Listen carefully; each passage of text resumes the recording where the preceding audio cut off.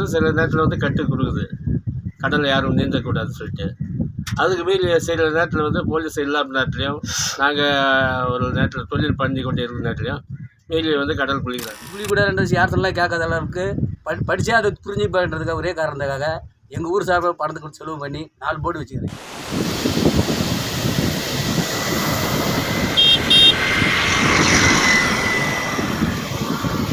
நாங்களே உயிருக்கு போராடி தான் நாங்கள் தொழில் பண்ணிக்கிறோம். அந்த நேரத்தில் வந்து எதுவுமே நீச்சல் தெரிஞ்சாலும் கூட அதோடைய அனுபவம் தெரியாது, நீந்தி வர்றதுக்கு அனுபவம் தெரியாது. வந்து அந்த பையன் தவறி உள்ளே வச்சுருக்கு. மோட்டர் குளிச்சுட்டு கூட நம்ம ஃப்ரெண்டுங்க அவனும் போய் காப்பாற்ற போகும்போது குளிச்ச உயிர் சேதமாக மாட்டினான் பாரு, அவன் வெளியே வந்துட்டான். காப்பாற்ற போனோம், உள்ளே போனான், கல்லூரில் போயிட்டு மாட்டிக்கிச்சு. வெளியே வரவே இல்லை. உடஞ்சி 1 வாரமாக தேடுறாங்க, பாடி கிடைக்கல.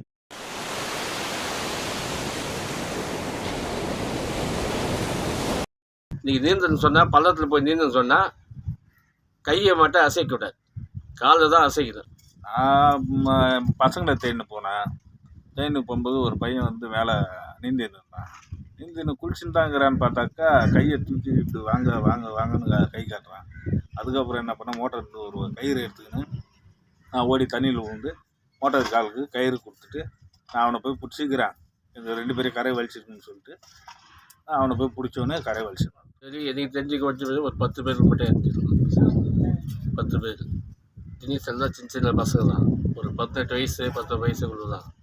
மேக்ஸிமம் வந்து அவங்க வந்து ஃப்ரெண்ட்ஸுக்குள்ளே வந்து கடல் கொந்தளிப்பு தெரியாமல் கடல் குளிக்கிறாங்க. இது வந்து ஆழக்கடல்.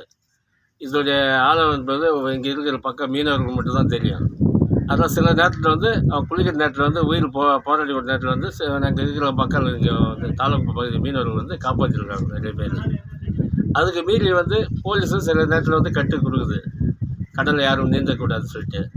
அதுக்கு மீறி சில நேரத்தில் வந்து போலீஸ் இல்லாத நேரத்துலையும், நாங்கள் ஒரு நேரத்தில் தொழில் பண்ணி கொண்டு இருக்கிற நேரத்துலையும் மீறி வந்து கடல் குளிக்கிறார்கள்.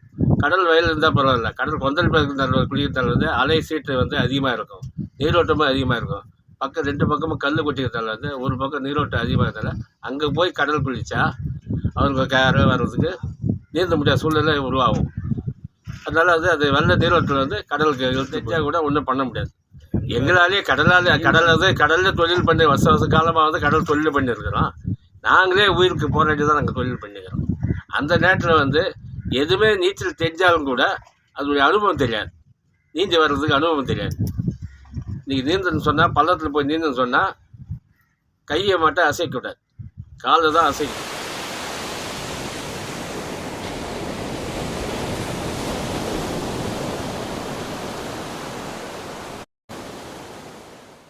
இதில் வந்து 4 பேர் காலேஜ் பசங்க வந்துருக்காங்க. 4 பேர் ஒன்றா வந்து இப்போ ஃப்ரெண்டுக்கு முறை சர்க்கிளில் வந்து குளிச்சிருக்கானுங்க. அதில் ஒரு ஆள் மாத்தான் அலையில் சிக்கிக்கிட்டான்.